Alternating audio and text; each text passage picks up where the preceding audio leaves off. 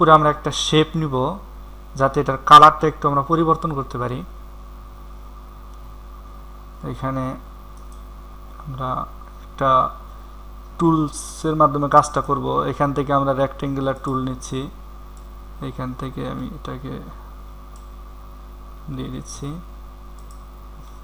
এখন এটার কালারটা আমরা চেঞ্জ করে দিচ্ছি, এখানে আমি ব্লু করে দেব।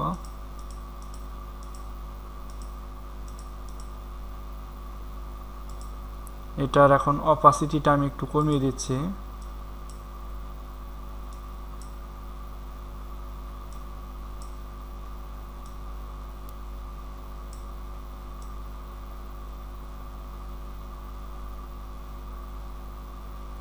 আর একটু কমিয়ে দিলাম।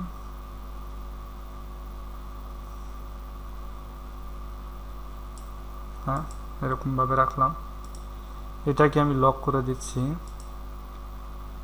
এখন এই তিনটাকে আমরা ব্যাকগ্রাউন্ড নাম দিয়ে আমরা একটা গ্রুপ করে নেই।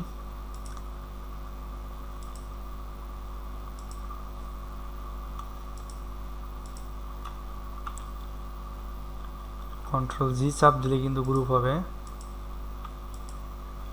কন্ট্রোল জি, গ্রুপ হয়ে গেছে। এখন এক্ষেত্রে আমরা নাম দিয়ে দেবো ব্যাকগ্রাউন্ড।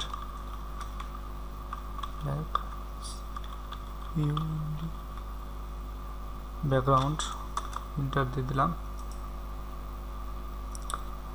এখন আমাদের ব্যাকগ্রাউন্ডটি এটা আমরা আনলক করে এটাকে আমরা ডিলিট করে দিচ্ছি।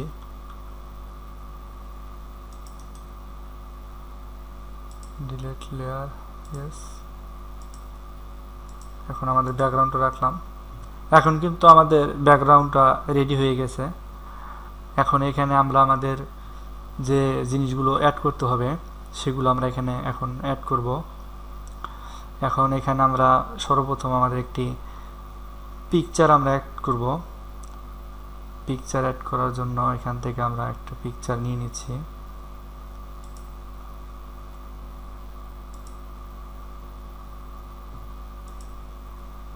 আমি এখান থেকে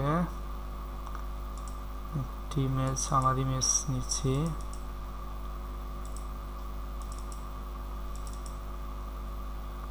এইখান থেকে আমি একটি ইমেজ নিয়ে নিচ্ছি। আমার কোন ইমেজটা নেই, এই ইমেজটা নিচ্ছি। এখন এই ইমেজটাকে আমরা এখানে নিয়ে যাই, এটাকে আমি একটু ছোট করে দিচ্ছি।